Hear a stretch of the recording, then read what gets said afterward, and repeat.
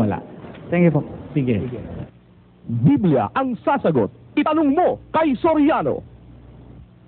Ang tatanong ko lang po yung kasi po yung mother ko po, Katoliko po yun. Siya po yung sa akin nagturo na maging mabait nga sa ibang tao. Tatanong ko lang yung paniniwala niya. So, siguro yung mga Katoliko, mga paniniwala namin na tungkol doon sa mga santo.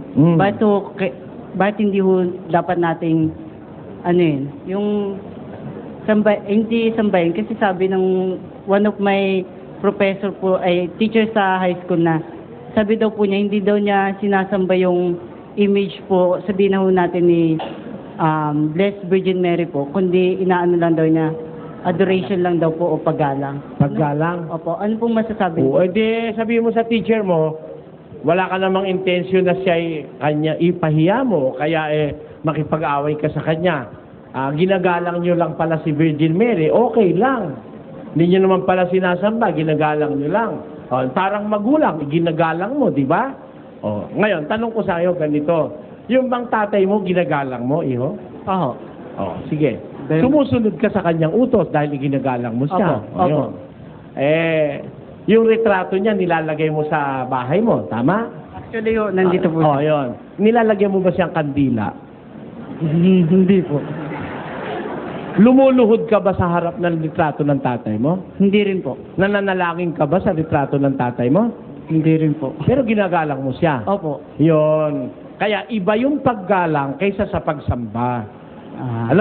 Pagka dinadalanginan mo na, niluluhuran mo na, sinasamba mo na yon.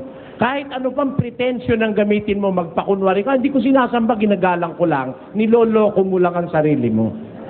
Dahil, yung tatay mong ginagalang mo, hindi mo naman pinagpo-prosesyon May prosesyon ba ng iginagalang ng mga tatay? Meron ba? Na papasanin mo yung ribulto ng tatay mong iginagalang mo at saka ka magkakanta at maghahanda ka ng maraming handa. Dios de salve Maria, llena eres de gracia, el Señor es contigo. May musiko, brajing bum bum, brajing bum. Bendita tu eres. May paputok pa ngayon. Ginanon mo na ba ang tatay mo? Ginanon mo na. Sabi mo, ginagalang mo tatay mo. Kung yun ang paggalang, lahat ng ginagawa mo kay Maria, gawin mo rin sa tatay mo at sa nanay mo. Ewan ko kung gagawin mo. Ayun. Kaya, doon makikita mo yung diferensya sa paggalang at pagsamba. Kasi yung pagluhod, yung panalangin, yun ay ginagawa lang sa Diyos. Pakinggan mo Basa.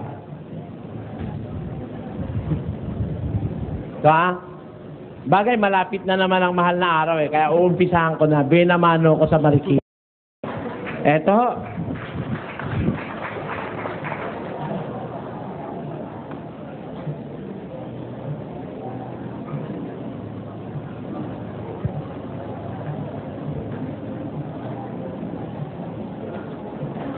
Kung ako nga'y sambahin mo.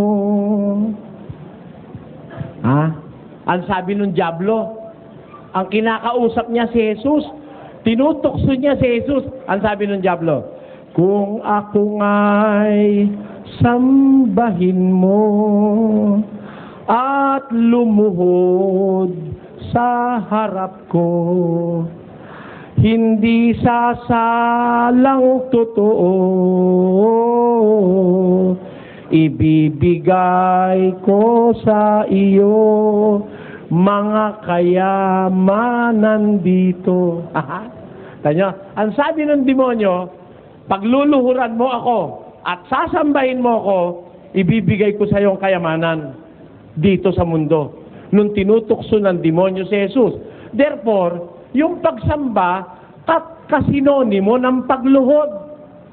Meron ba tayong patutuo sa Biblia na pag niluluhuran mo, istanta mo, na sinasamba mo? 95 ng awit, versikulo 6. Pakinggan niyo. O magsiparito kayo, tayo'y magsisamba at magsiyukod. Tayo'y magsiluhod sa harap ng Panginoon na may lalang sa atin. Hali kayo, tayo'y magsisamba, tayo'y magsiluhod sa harap ng Diyos na may lalang sa atin. Kaya alam nyo, si San Pedro, nung lumuhod, si Cornelio, pinabangon niya. Si Pablo, nung luhuran siya at sambahin ng mga tao, pinabangon niya yung mga tao. Nagalit siya sa mga tao. Pati yung anghel, nung lumuhod at sumamba sa kanya si Juan, pinabangon siya, pinatayo siya ng anghel. Basahin natin isa-isa. Basa. At nangyari na pagpasok ni Pedro ay sinalubong siya ni Cornelio at nagpatira pa sa kanyang paanan at siya'y sinamba. Anong sabi ni Pedro kay Cornelio? Tatapwat, itinindig siya ni Pedro na sinasabi, magtindig ka, Ako man ay tao rin. Kita mo, ni ayaw siyang paluhurin eh. Lumuhod si Cornelio, nagpatira pa sa harapan ni Pedro. Itinindig siya ni Pedro. Tindig, kapatid, tao rin ako. Nakakita ko ng ministro ngayon eh. Ministro dala mo ba yung pasugo?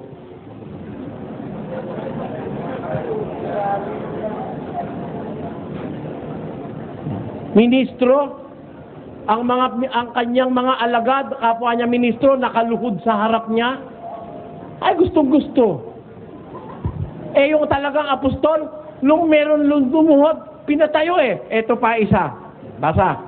At ang saserdote ni Jupiter na ang kanyang templo ay nasa harap ng bayan ay nagdala ng mga bakat, mga putong na bulaklak sa mga pintuang daan at ibig baghaing kasama ng karamihan. Tatapwat nang marinig ito ng mga apostol na si Bernabe at si Pablo, ay hinapak nila ang kanilang mga damit at nagsipanakbo sa gitna ng karamihan na nagsisigaw at nagsisipagsabi, mga Ginoo, bakit ninyo ginagawa ang mga bagay na ito? Kami, mga tao ring may mga karamdamang gaya ninyo. Si Apostol Bernabe at saka si Apostol Pablo, nung luhuran siya ng mga tao, pinabangon yung mga tao. Ba't nyo ginagawa yan, Kami may tao rin. Pero ito, makita nyo?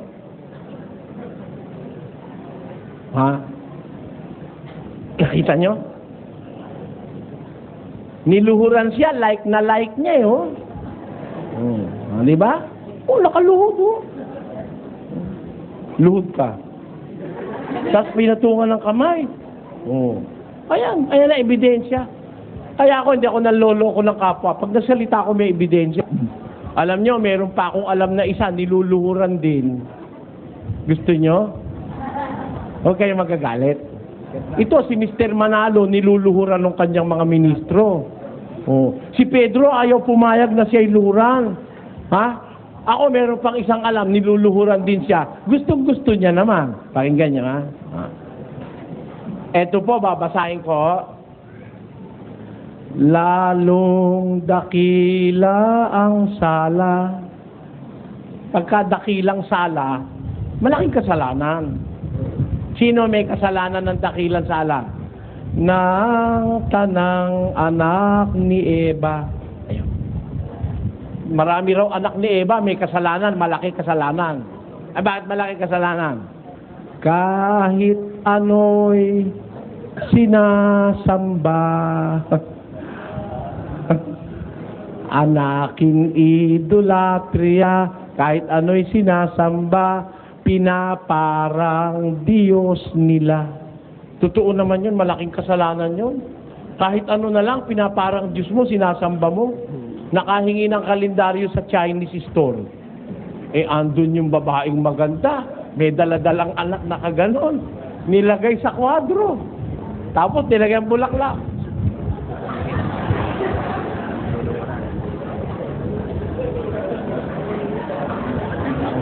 Di ba? Totoo, hindi. Kalendaryo lang yun. Bagay, mabuti-buti naman yung kalendaryo. Yung iba nga, alikitran eh. Yung alikitran, yung maitim na pintura. Ipipintura dun sa ano? Pipintura dun sa pinto. Ngayon, bago siya umalis, pagka medyo kinakabahan siya, sabi niya dun sa pintura. Oh, tataka ako. Tama naman sabi ng pasyon. Lalong dakila ang sala ng tanang anak ni Eva, anakin idolatria, kahit ano'y sinasamba, pinaparang Diyos nila. O tao, dapat mong mapag-alaman, iisang Diyos nga lamang ang nararapat luhuran. Ilan ho? Kayo ho, ilan ang niluluhuran nyo? Sabi rito, isa lang ang luluhuran. At sambahin gabit araw. Isa lang ho eh. Ang dahil natin niluluhuran. Kaya sabi sa pasyon pa rin, sabi, iisang nasyon sa mundo. Isa lang pala yung nasyon na yon. Ang kumilalang totoo. Sa Diyos kumapal sa tao. Ito ngang mga Hudyo. Bukod nga walang anito. Palang mga Hudyo, walang anito. Walang ribulto. Maraming mga nasyon sa mundo, ang dahil ribulto. Iba-iba nga klase. May maliit, may malaki, may negro, may mistiso, may mamula-mula, may payat, may bilugang muka, may habaang muka. Ang dami. Ngayon, may madadagdag na naman, sasambahin tayo. Oh, di ba? At ang sasambahin natin ngayon, hindi talagang siya, kundi kumuha sila ng isang modelo dahil di raw nila alam ang itsura ng pagmumuka. Kumuha sila ng isang modelo ngayon na second year college student. Oh, tanyo. Hindi ngayon, pag sinasamba mo ngayon si Kalungsod, Ginoong Kalunsod, hindi ko alam kung sino ka, pero itong kaharap ko, hindi ko kilala ito.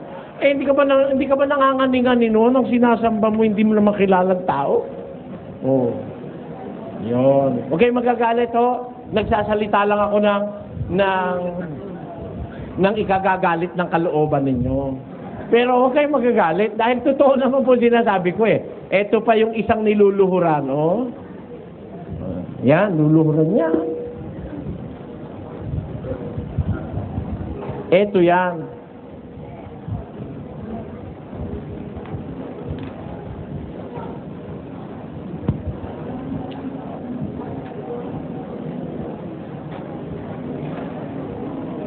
Yan. Oh. Niluluhuran siya retinyo. Oh. Lahat ng kardinal, luluhod sa kanya. Si Pedro, niluluhuran, huy, dindig, tao rin ako, no? Nung luhuran naman si Apostol Bernabe, si Apostol Pablo, huy, huwag mong gawin yan, ako may tao rin. Niluhuran yung anghel. Anghel naman ang niluhuran. Alam niyo, ginawa nung anghel, basa. At akong si Juan, Oh. ako ang nakarinig at nakakita ng mga bagay na ito. At ng aking marinig at makita ay nagpatira pa ako upang sumamba sa harapan ng anghel na nagpakita sa akin ng mga bagay na ito. Data pa. At sinabi niya sa akin, ingatan mong huwag gawin iyan. Bakit? Ano sabi ng anghel? Ako'y kapwa mo alipin. Oh, sabi ng anghel, nilumuhod si Juan doon sa anghel na nagpakita sa kanya ng mga kamanghamanghang bagay na isinulat niya sa Apokalipsis. Ang sabi ngayon ng anghel, hoy, huwag mong gawin yan. Ako rin ay aliping kagaya mo. Pumayag ho ba yung anghel na luhuran siya? Kayo, lumuluhod ho ba kayo sa anghel? O kayo magkakaila? Sa Betis, maraming tindahan ng anghel doon. Meron nga pugutang ulo may pakpak sa tabi. Niluluhuran niya eh. O, di ba? Tapos sasabihin, hindi raw sinasamba, ginagalang lang daw. Mali naman yata yun. Kung Biblia pag-uusapan natin, ang paggalang hindi para luhuran. Ang paggalang hindi para iprosisyon o kabitan ng kandila at lagyan ng bulaklak. Wala kang tatay na iginagalang na ipinusisyon mo at nilagyan mo ng kandila at nasulog tuloy yung bahay dahil nasanggi ng pusa yung kandila. Yun ang nangyari.